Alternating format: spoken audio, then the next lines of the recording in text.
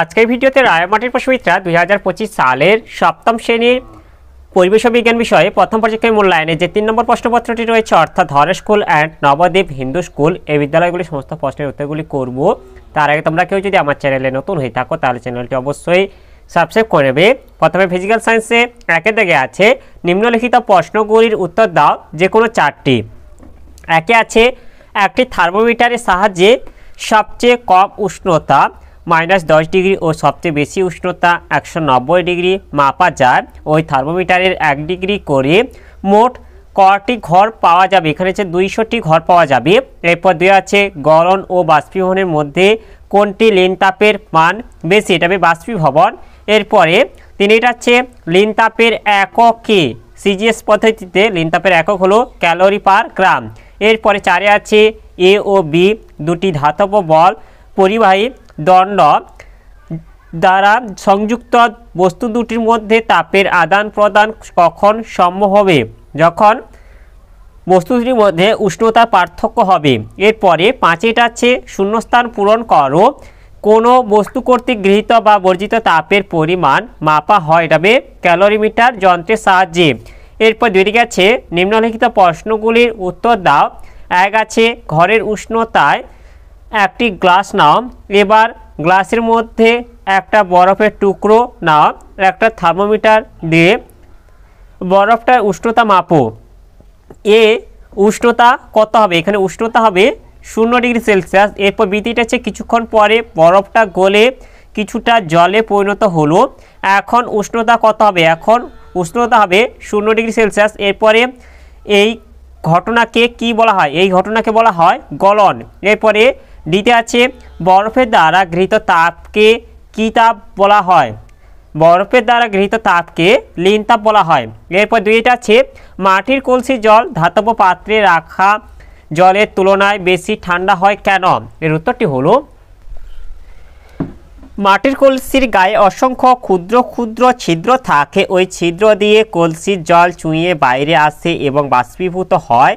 এই বাষ্পায়নের জন্য প্রয়োজনীয় লিন তাপ জল কলসি থেকে সংগ্রহ করে, ফলে কলসি ও কলসির জল তাপ হারিয়ে ঠান্ডা হয়ে যায়। কিন্তু ধাতব পাত্রের গায়ে কোনো ছিদ্র থাকে না, তাই ওই সব পাত্রের গা দিয়ে জল চুঁইয়ে বাইরে আসতে পারে না, ফলে জলের বাষ্পীভবনও হয় না এবং জল ঠান্ডাও হয় না। এরপরে 3 আছে 10 ডিগ্রি সেলসিয়াস এর মান ফারেনহাইট স্কেলে নির্ণয় করো। এর উত্তরটি হলো এই যে এখানে করে দেওয়া আছে, দেখে নাও। এখানে বলেছে যে আমরা জানি C/5 সমান F-32/9।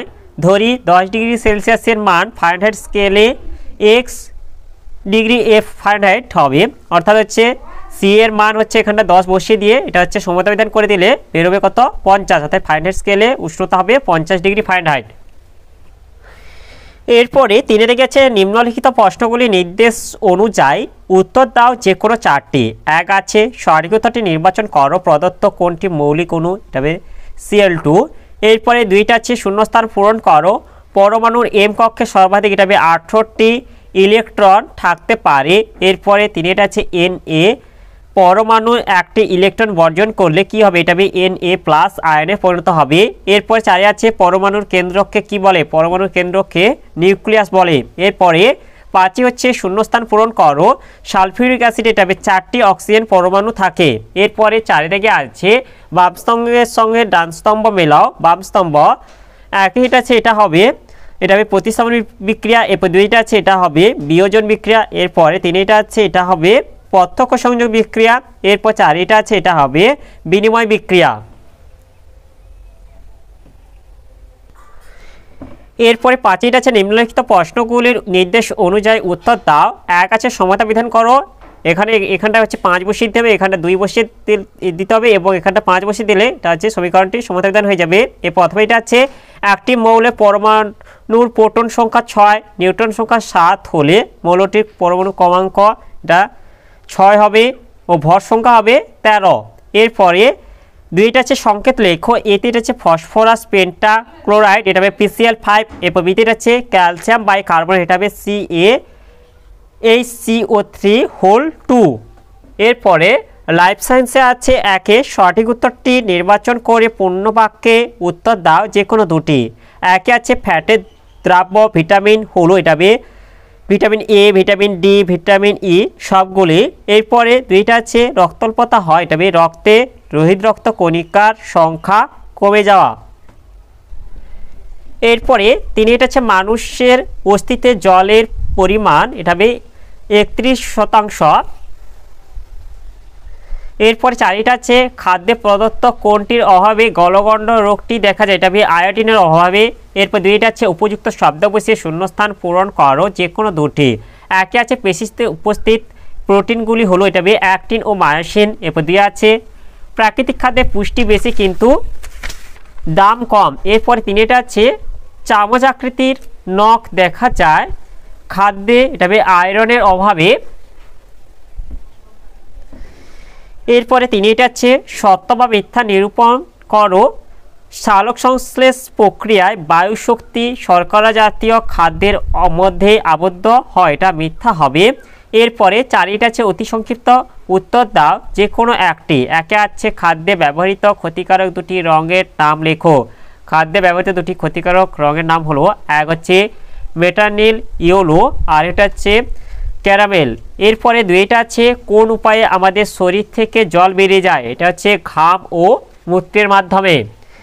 এরপরে পাঁচটা আছে নিম্নলিখিত প্রশ্নগুলির উত্তর দাও যে কোনো দুটি।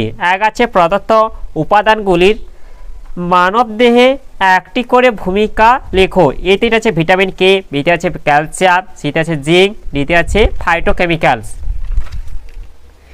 ভিটামিন কে কেটে যাওয়া জায়গা থেকে রক্ত পড়া বন্ধ করে। ক্যালসিয়াম পেশি সংকোচন স্বাভাবিক রাখে। জিঙ্ক মস্তিষ্কের গঠন ও রক্তে শর্করার পরিমাণ ঠিক রাখে। আর হচ্ছে ফাইটোকেমিক্যালস হচ্ছে হৃৎপিণ্ডের কাজ ঠিকঠাক রাখে। এরপরে দুইটা আছে জল বিশুদ্ধকরণের দুটি ঘরোয়া উপায় আলোচনা করো। এক হচ্ছে জলকে 20 মিনিট ফুটিয়ে ঠান্ডা করলে এটা হবে জল বিশুদ্ধীকরণ হয়ে যাবে।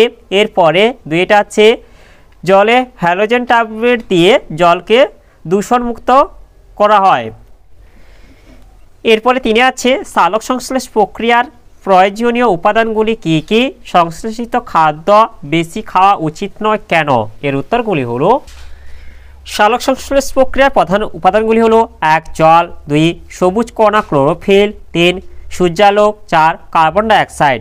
এগুলির মধ্যে জল ও কার্বন ডাইঅক্সাইড হলো গাছের খাদ্য তৈরির কাঁচামাল, ক্লোরোফিল ও সূর্যালোক হলো খাদ্য তৈরির সাহায্যকারী উপাদান।